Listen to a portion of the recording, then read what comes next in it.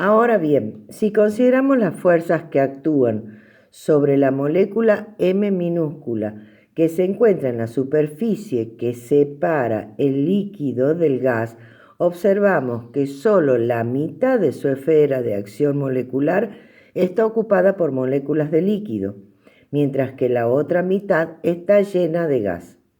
Por consiguiente, el número de moléculas que atraen a M minúscula hacia el gas es mucho menor que el número de moléculas que atraen a la molécula hacia el interior del líquido. Por lo tanto, su efecto puede ser despreciable. La resultante de todas estas fuerzas que actúan sobre la molécula que se halla en la superficie de un líquido se dirige hacia el interior del mismo y cada molécula tratará, por lo tanto, de penetrar hacia el líquido.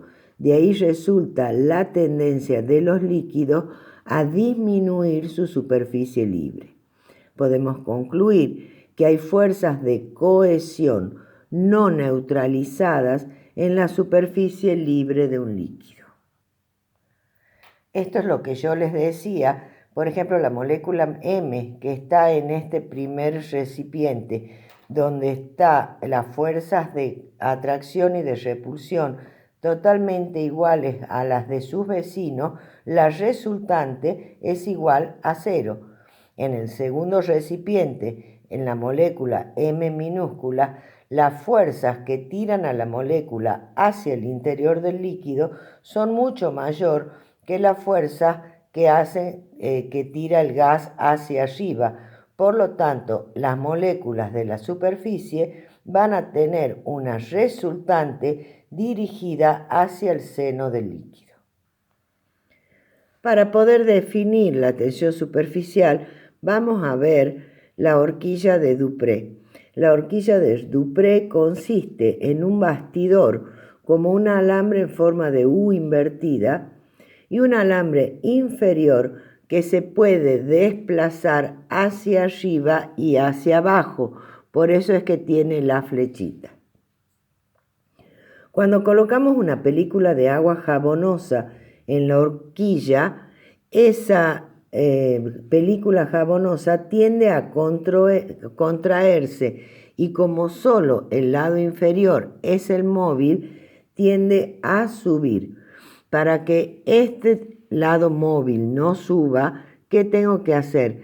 Tengo que aplicar una fuerza dirigida hacia abajo para contrarrestar la acción de la película jabonosa. O sea, la capa de jabón trata de contraerse disminuyendo su superficie libre y levanta el alambre móvil.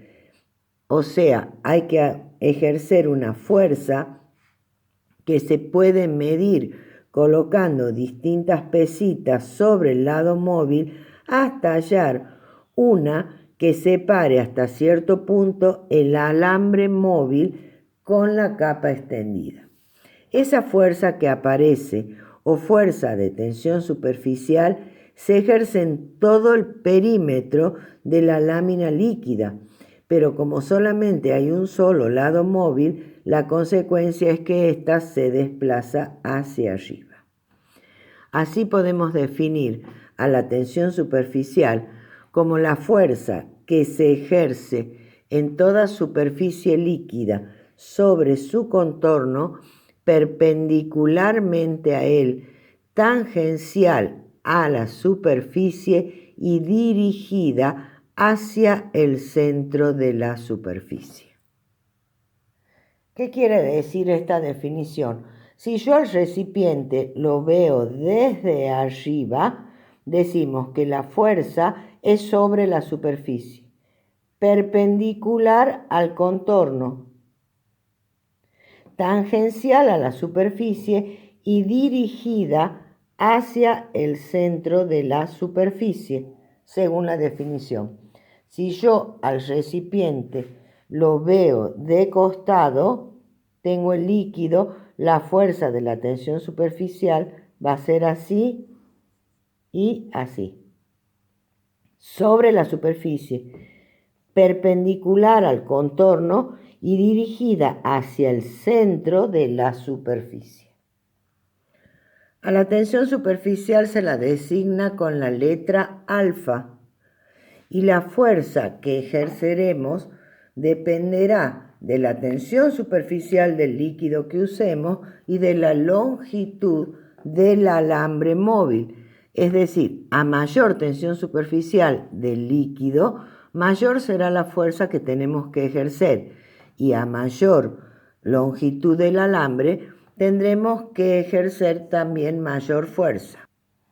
Es decir, la fuerza que vamos a ejercer va a ser directamente proporcional a la tensión superficial y a la longitud de ese alambre, de donde tensión superficial va a ser igual a fuerza sobre longitud. Esa es la expresión matemática. Decimos que es directamente proporcional a la fuerza ejercida e inversamente proporcional a la longitud del alambre móvil. ¿Cuáles van a ser sus unidades?